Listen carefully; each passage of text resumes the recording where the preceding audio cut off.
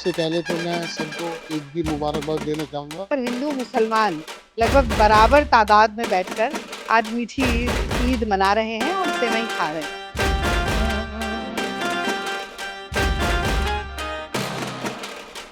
कि अपनी खुशियां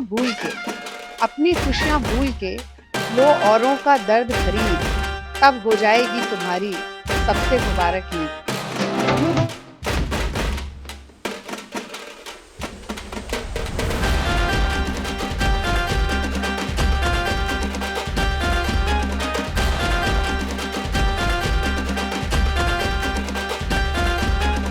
दिल्ली समेत देश के कई हिस्सों में रविवार शाम ईद उल फितर का चांद नजर आने के साथ ही रमजान का महीना संपन्न हो गया और सोमवार को देश भर में ईद मनाई गई। मस्जिदों में सुबह से ही नमाज अदा करने के लिए भारी संख्या में लोग जुटे।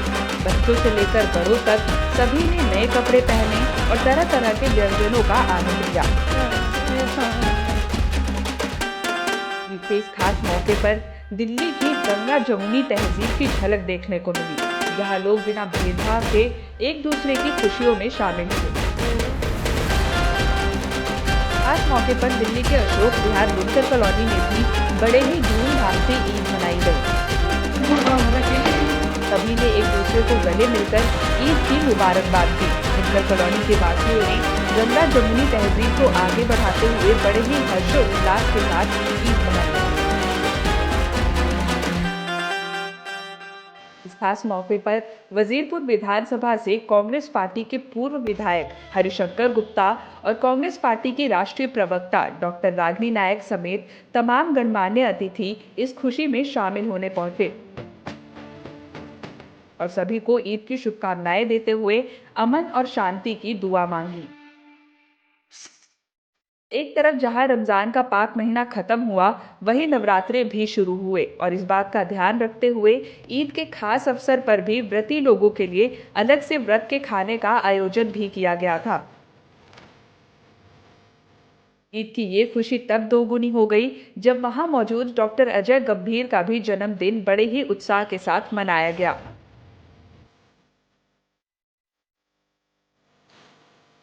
नमस्कार, मैं अंशु ठाकुर। आप देख रहे हैं दिल्ली दर्पण टीवी। आज ईद का मौका है और इस खुशी में आप मेरे साथ देख सकते हैं तमाम लोग मौजूद हैं और इस ईद के बड़े फेस्टिवल को सब लोग साथ में मिलकर सेलिब्रेट कर रहे हैं। और इस वक्त हमारे साथ कांग्रेस की राष्ट्रीय प्रवक्ता डॉक्टर रागिनी नायक मौजूद है, इनसे हम बात करेंगे। मैम, ईद का खास मौका है, क्या कुछ कहना चाहिए? देखिए, जो भारत की कौमी एकता की विरासत है, जो हमारी गंगा जमनी तहजीब की विरासत है, वो आज आपको वजीरपुर विधानसभा में भी इस वक्त देखने को मिलेगी, जहां पर हिंदू मुसलमान लगभग बराबर तादाद में बैठकर आज मीठी ईद मना रहे हैं और सेवई खा रहे हैं। तो मुझे लगता है कि रमजान उल मुबारक के पाक महीने के बाद जो ईद आती है, उसमें सबसे पहले तो अल्लाह ताला से यही दुआ होती है कि सबकी अमन चैन रहे, तरक्की हो, बरकत हो। और इसी के साथ साथ मुझे दो पंक्तियां हैं जो बड़ी अच्छी लगती हैं कि अपनी खुशियां भूल के लो औरों का दर्द खरीद, तब हो जाएगी तुम्हारी सबसे मुबारक ईद। तो मुझे लगता है एक ऐसा त्योहार है जिसमें सब अ, सुख और दुख को बांटने का काम करते हैं। और आप देखेंगे, मुझे याद है एक छोटी सी बात मैं आपसे शेयर करना चाहती हूँ। मैं जब कॉलेज में पढ़ती थी तो एक बहुत अच्छा हमारा दोस्त था, जीशान सिद्दीक। और वो जब सिवई लाता था मीठी ईद पर, तो मुझे याद है उस सिवई में ना एक दालचीनी का बड़ा अच्छा सा स्वाद होता था। और जब भी मैं सिवई की बात करती हूँ तो वो एक स्वाद की याद एकदम से जुबान पर आती है। और मुझे याद था कि उस वक्त तो ना ये लगता ही नहीं था कि कौन हिंदू है मुसलमान है।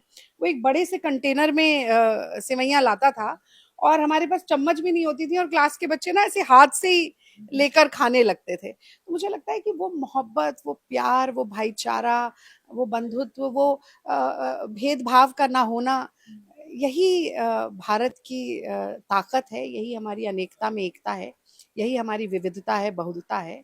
और चाहे हम अच्छे दिन की बात कहें, चाहे 5 ट्रिलियन की इकोनॉमी की बात कहें, सबका साथ, सबके विकास की बात कहें, वो तभी हो सकता है जब हिंदू, मुस्लिम, सिख, ईसाई, महिला और पुरुष सब हाथ में हाथ, कदम से कदम, कंधे से कंधा मिलाकर साथ चले।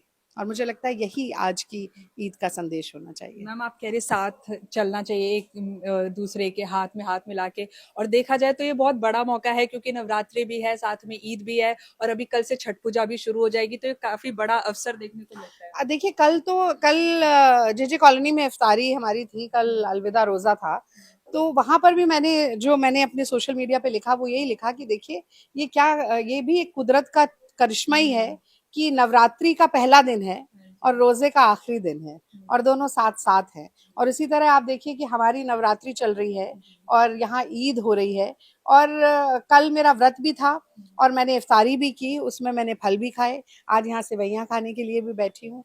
मुझे लगता है यही मन से कड़वाहट को हटाकर यही जो आज मीठी ईद की मिठास है वही हमारे जीवन में घुल जानी चाहिए।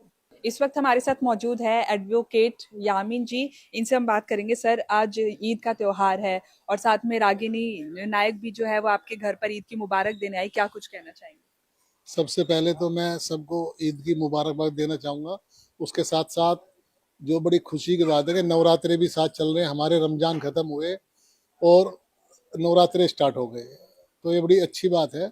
और हमारे यहाँ पे वजीरपुर विधानसभा में खास तौर पे बुनकर कॉलोनी में इतना अच्छा माहौल रहता है। यहाँ सुबह से ही इसी तरीके से जितने हमारे मिलने वाले हैं, और तकरीबन ये लगा लो 80% जो गैर मुस्लिम लोग हैं हमारे जिनसे अच्छे रिलेशन है सब आते हैं और बड़ा हमें अच्छा लगता है। हम भी जो भी त्यौहार होता है, होली भी हम उनके साथ खड़े होकर मनवाते हैं, और दिवाली हो, कोई भी त्यौहार हो। और बुनकर कॉलोनी में होली का त्यौहार ये लगा लो, जब ये कॉलोनी बनी थी तो शुरुआत हमने की थी, तो आज तक भी होली का त्यौहार जो है वो लोग हमारे हाथ से वो लकड़ी रखवाते हैं और वो मनाई जा रही है और हम ही हमारे ऑफिस के सामने रखी जाती है।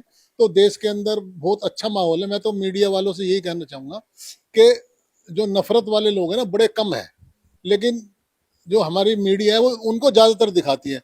जो अच्छे संदेश होते हैं उन संदेशों को नहीं दिखा पाते, क्योंकि हालांकि वो लोग कम हैं, लेकिन जो अच्छे लोग हैं वो बोल नहीं पाते, क्योंकि जो थोड़ा सा आदमी वैसा होता है बदमाश टाइप, तो उसके सामने बोलते नहीं है।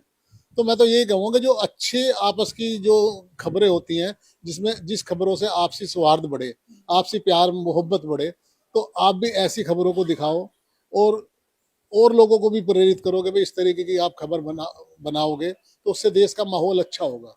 क्योंकि आप जितने भी, क्योंकि बड़े चैनल हैं आप उन पे देखिए, उन पे हिंदू मुसलमान के अलावा कुछ नहीं चलता।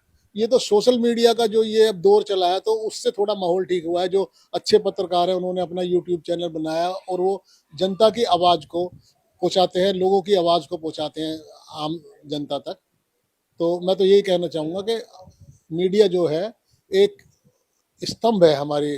सर, मैं एक चीज और पूछना चाहूंगी कि ईद और नवरात्रि साथ में पड़े, इस चीज को लेकर काफी ज्यादा राजनीति भी हुई, देखने को मिला। कई बड़े बड़े पॉलिटिशियन ने भी बड़े बड़े बयान दिए, लेकिन आपको जब देखा जाता है, आप सभी त्योहार में, चाहे वो हिंदू हो या मुस्लिमों का त्योहार हो, तो आप बड़े आगे बढ़ चढ़कर उसमें हिस्सा लेते हैं। देखो मैं आपको बताऊं, बड़े नेताओं ने सिर्फ राजनीति करनी है, और आजकल राजनीति जो चल रही है, जो पार्टी राज कर रही है, वो इसी हिंदू मुस्लिम की राजनीति में बात चल रही है, उसी पे ही वो राज कर रही है। आम जो समस्याएं हैं देश की, चाहे वो बेरोजगारी की हो, चाहे वो शिक्षा की हो, चाहे देश की अर्थव्यवस्था की हो, उस पर कोई बात नहीं करता। उन मुद्दों से ध्यान हटाने के लिए हिंदू मुसलमान करते हैं। आप नवरात्रों की बात कर रहे हो, कि आप यहाँ से देखो, हमारे घर के सामने बिल्कुल मंदिर है और सारी जो कॉलोनी की औरतें यहीं से जाती है। हम यहाँ खुद सफाई कराते हैं, एमसीडी वालों को बोल के रोड की सफाई कराते हैं और हर तरीके की उनको फैसिलिटी देते हैं। और यहाँ कोई ऐसी बात नहीं, आम जनता में पूरा प्यार है। ये तो मीडिया, खास तौर पे गोदी मीडिया और जो नेता हैं जिनकी रोजी रोटी इससे चल रही है, वो माहौल को खराब कर रहे हैं। अधिकतर लोग शांति से जीना चाहते हैं, प्यार मोहब्बत से जीना चाहते हैं और गंगा जमुना तहजीब के साथ अपने जीवन जीना चाहते हैं।